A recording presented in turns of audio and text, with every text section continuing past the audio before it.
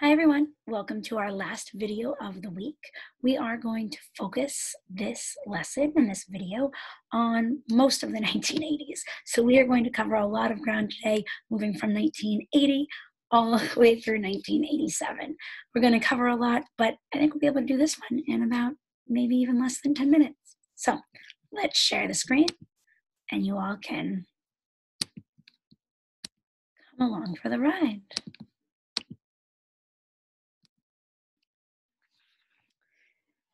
This next unit focuses on 1980 to 1989. 1980 begins with a bang. The United States and 65 other countries boycotted the 1980 Summer Olympics in Moscow. This map shows what those other 65 countries were, outlining them in a darker blue. The United States led this boycott to protest the invasion of Afghanistan by the Soviet Union that had occurred in 1979. So the Olympics ran from July 19th until August 3rd, 1980, and the United States and 65 other countries refused to participate because it was located in Moscow in the Soviet Union, and they were protesting the Soviet Union's invasion of Afghanistan. Then, in September of 1980, the one-child policy went into effect. Your work today is going to focus on the one-child policy, but it was a family planning policy for population control, first introduced in 1978 and then enacted on September 18th, 1980. The purpose of it was to alleviate social, economic, and environmental problems. These are some posters you see here supporting the one-child policy. Mao Zedong had believed that the population of China should grow and that population growth would strengthen China. So he encouraged people, of course, while he was still alive during those 50s and 60s when he was in power, he urged them to have lots and lots of children. Well, because of that, by the time the end of the 70s occur, there is a very large population in China that is hurting its economy, it's affecting the environment and creating other social problems. So in response, they created the one-child policy. The term one child, however, was not really accurate. There were many exemptions allowed, including ethnic minorities were exempt from the one-child policy.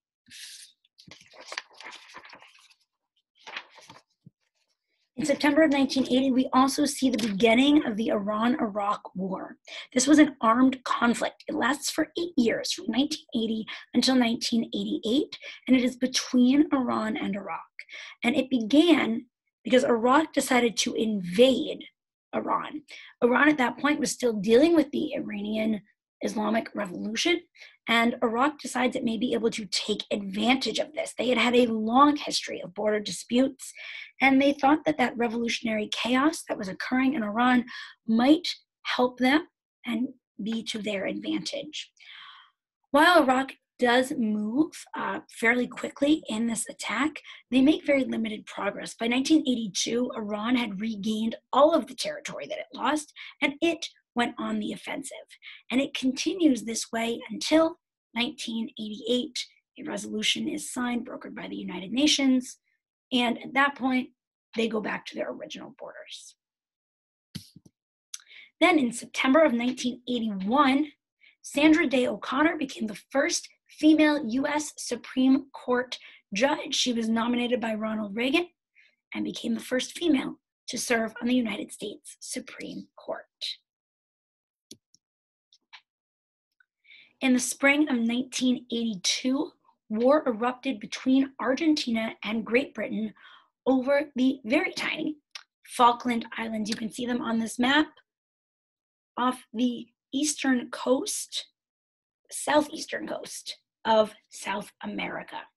So Britain wins this very short war. The two countries had disagreed about who the islands belonged to since early in the 19th century. And Argentinian armed forces moved there in 1982 to stake their claim. And at that point, Britain did declare war.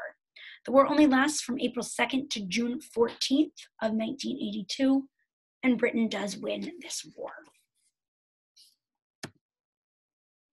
In September of 1982, Deng Xiaoping also became the leader of China. He was a lifelong communist, but he supported moderate economic policies. He was willing to use capitalism to improve the Chinese economy. Something that he is well known for are the 4 modernizations. These were goals that called for progress in, you guessed it, 4 different areas: agriculture, industry, defense, and science and technology. And he was able to produce major changes in these areas and thus in all of Chinese life.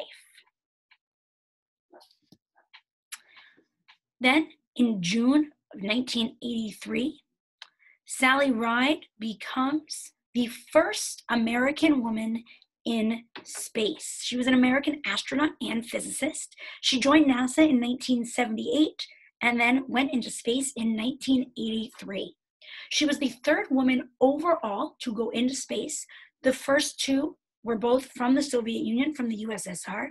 And to this day, she remains not only the first woman, of course, nobody will take that one from her, but she also remains the youngest American astronaut to travel to space. She was only 32 when she traveled there, and she remains the youngest American astronaut to do so.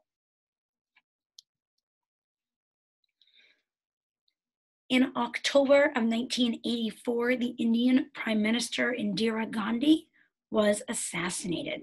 You may remember she was chosen to be Prime Minister in 1966. She was Jawaharlal Nehru's daughter.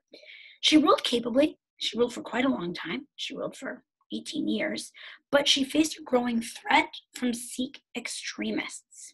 Sikhism, if you have not heard of it before, is the 3rd largest religion in India. Sikh nationalists left their religious center to attack Indian symbols of authority. And so, in response, in June of 1984, Indian troops, the Indian Army, took over the Golden Temple at Amritsar. That was the holy site for the Sikh people, killed 500 people, and destroyed holy property in this process. In retaliation, Indira Gandhi was assassinated by her own bodyguards, Sikh bodyguards that had infiltrated her bodyguard group and retaliated by assassinating her.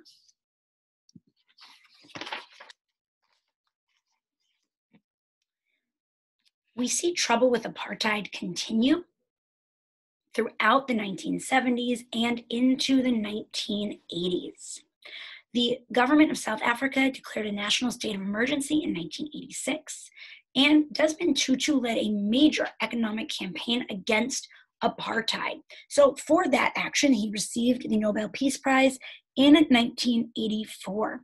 He asked foreign nations not to do business with South Africa. So in response, other nations imposed trade restrictions and otherwise isolated South Africa. For example, they were banned from the Olympics at that time.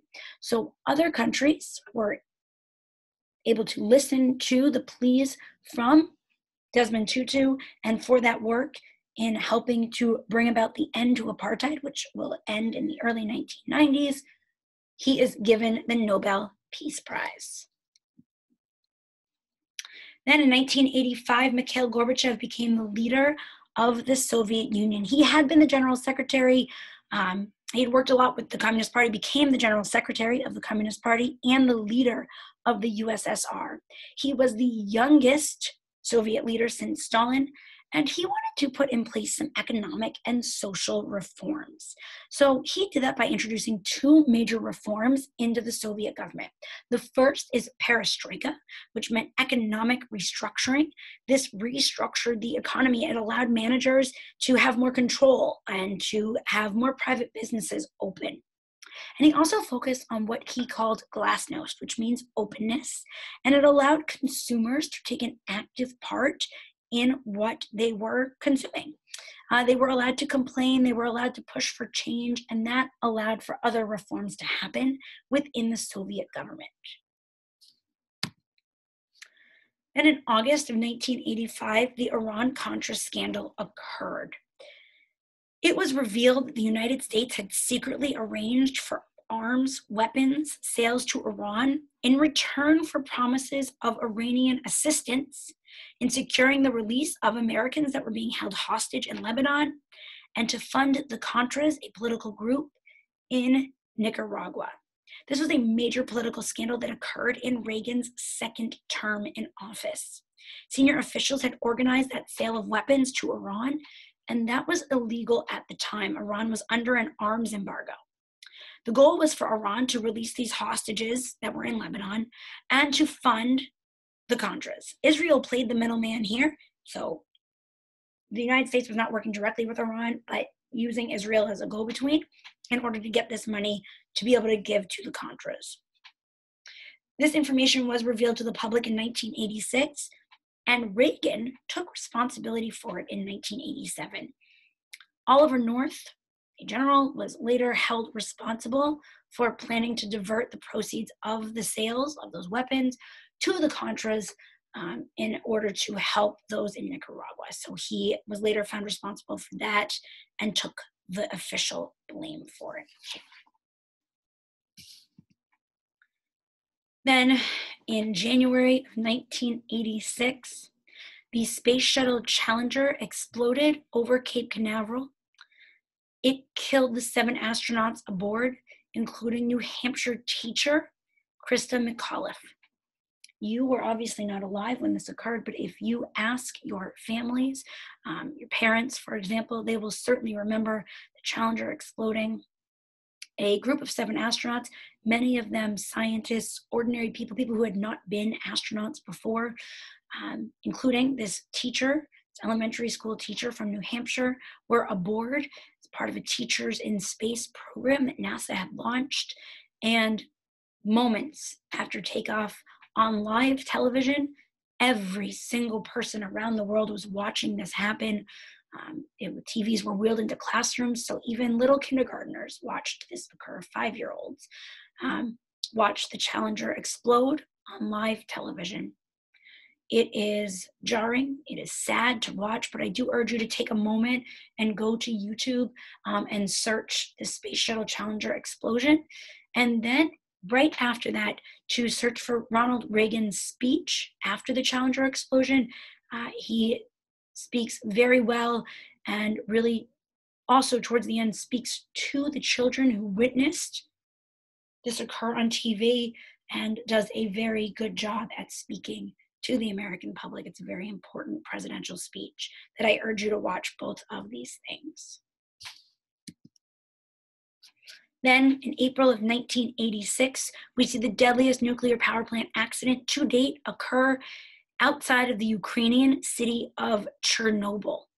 A nuclear chain reaction occurred. So an explosion led to fire that was originally contained, but it wasn't contained until 8 days after the explosion first occurred. So the explosion occurs April 26th, not contained until May 4th. 68,000 people were eventually evacuated from a 30-mile radius exclusion zone around the power plant. There were 2 immediate deaths. 29 more followed within a few months. So we're talking workers, firefighters that had gone in to help right at that start. The numbers have been adjusted over the years due to the inclusion of later people from cancer that was induced because of this explosion. There is to date a large debate over the total number. It ranges from about 4,000 people to 16,000 people, which were all of those exposed in Europe. So people who have seen effects far down the lines because of how far radioactive material was scattered across Europe. There was an HBO series made a year or so ago. If you have HBO, it got very high ratings. I did not watch it, but it is supposed to be excellent. And a book that came out not too long ago called Midnight in Chernobyl that also looks closely at this power plant accident. And finally, our last slide for right now, Reagan gives his famous speech, his final speech at the Berlin Wall on June 12th, 1987, urging Mikhail Gorbachev of the Soviet Union to tear down the Berlin Wall. So you can also search for that on YouTube and see his tear down this wall speech while he was standing just outside of the Berlin Wall in, of course, West Berlin. You are going to, like I said, be focusing on the one-child policy for your assignment following this video. And you are going to get a selection of documents, primary source documents. If you are taking this course for CCP credit, please only do 4 of those documents. And for honors credit, you may do 5 of those documents. There are a total of 6, so you choose any 4 if you're in CCP and any 5 if you're in honors that you would like. As always, if you have any questions, please don't hesitate to let me know.